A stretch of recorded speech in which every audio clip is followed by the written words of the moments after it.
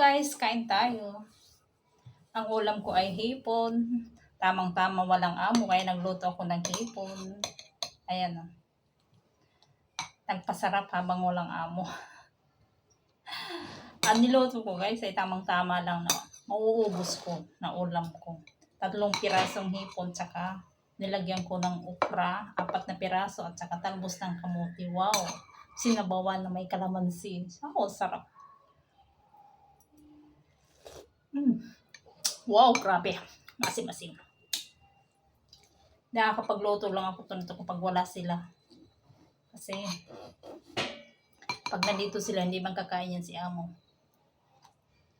May kulang. Siling na boyo. May naman to. Hindi kumpleto yung araw kapag walang siling labuyo, guys. Samahan niyo muna ko patayin siling labuyo. Hindi kumpleto ang kain kapag walang siling labuyo. Ano ba yan? Kung kailan naka-ready to, ano na tayo?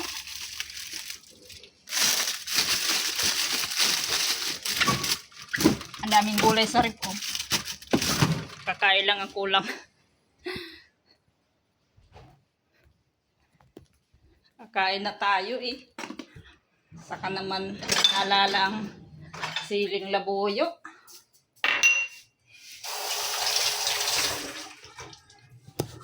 Hindi kasi masarap kapag walang siling labuyo, guys. Sausawan na. Tapos nakuha ko ng siling labuyo ay itim na. Ibali. Lagyan ko yung light sauce.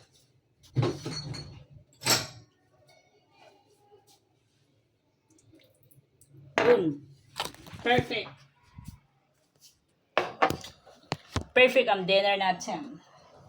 Meron siling labuyo.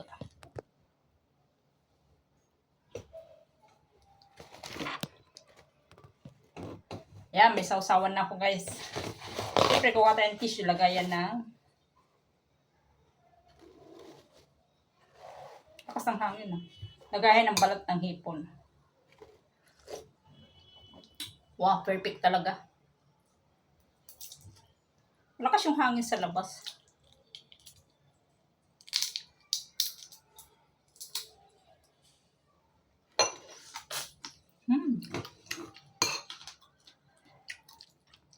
Ito yung gusto ko talaga ng ulam. Tululaway.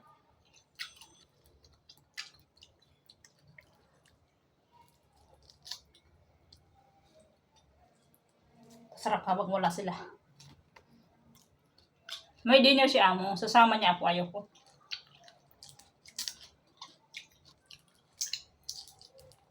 Kasi may balak na nga ako. May balak na ako.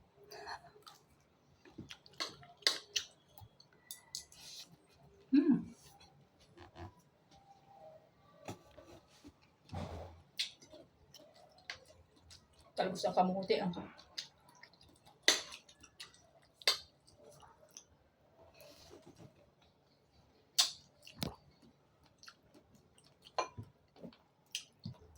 Minsan-minsan, lagyan natin ng talbos ng kamuti yung tiyan natin.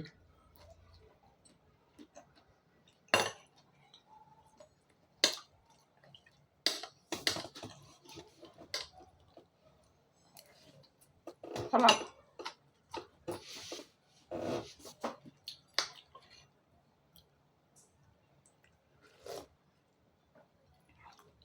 Masarap siya, para siyang sinigang, maasim.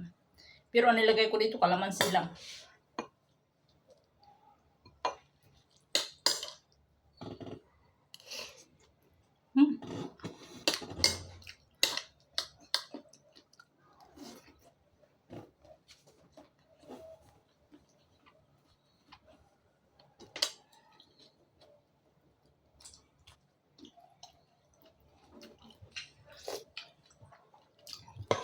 Perfect talaga yung niluto ko. Walang kasing sarap.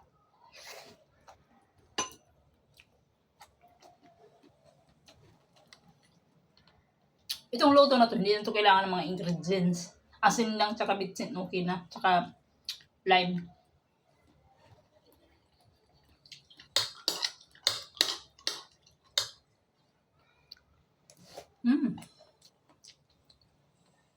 Perfect. Sarap po.